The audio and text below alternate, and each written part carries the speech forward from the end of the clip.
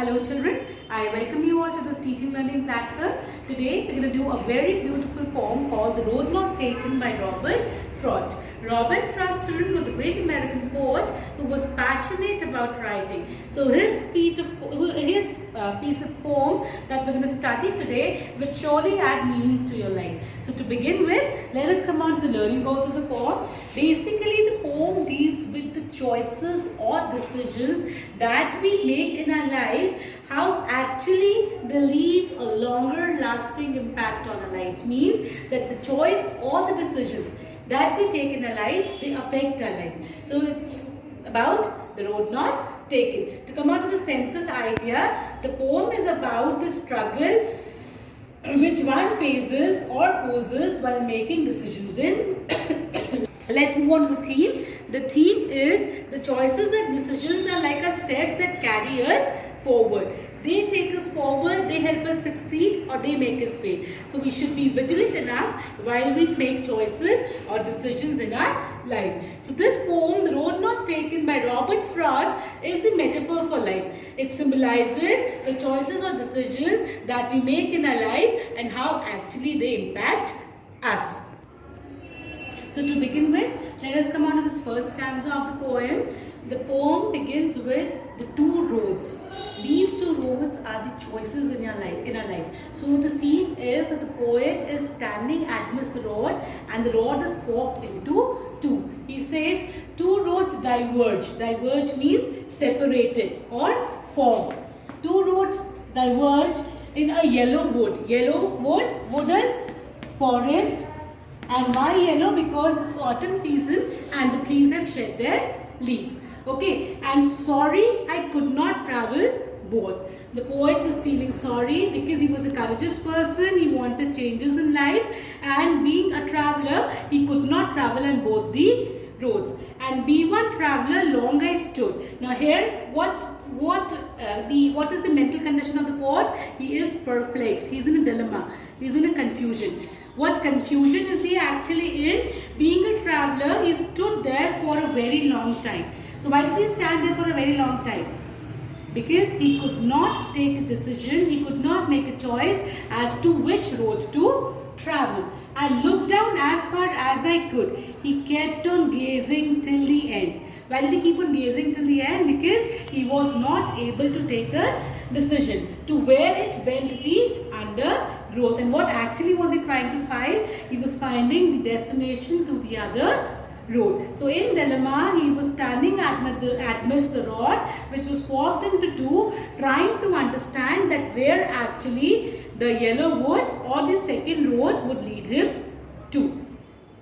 So now let's begin with the second stanza. The second stanza says, then took the other just as fair. So in the beginning we learned that the poet was standing amidst the road and it was forked into two.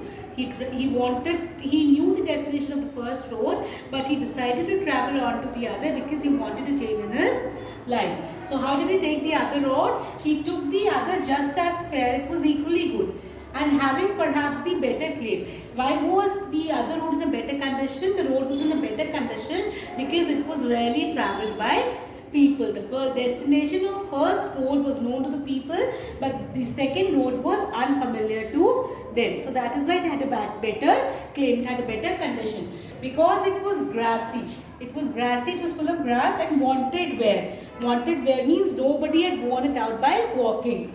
Though as for that, the passing there, people were passing on that road had worn them really about the same. Because the people were passing on that road, the condition of both the roads were equally same. They were trampled and trodden back by the footsteps of the people.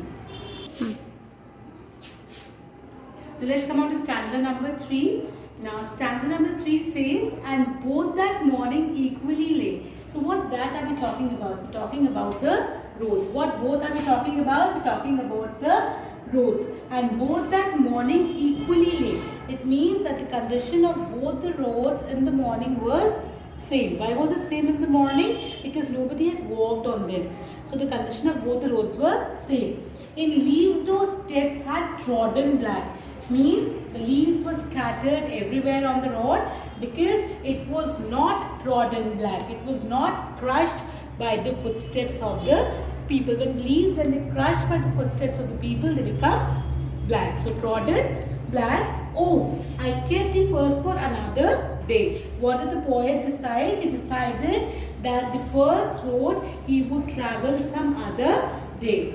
Yet knowing how way leads on to way, he knew that the other road would surely lead on to some other road again. I doubted if I should ever come back. So with doubts and dilemmas in his mind, he took a decision. He made a choice of traveling on to the road whose destination was unknown to him. Let's move on to stanza number 4. So now here the poet is regretting on the decision that he has taken. So first let me read it out for you. I shall be telling this with a sigh. Somewhere ages and ages hence, two roads diverged in the wood, and I took the one less travelled by, and that has made all the difference. So what is happening to the poet here? The poet is saying that he shall be telling it with a sigh. Sigh is a long deep breath of sadness. Why would he tell his people or his children, grandchildren with a sigh? Because of the wrong decision that he had taken. I shall be telling this with a sigh, somewhere ages and ages hence, after many years, that two roads diverged in the wood, and I.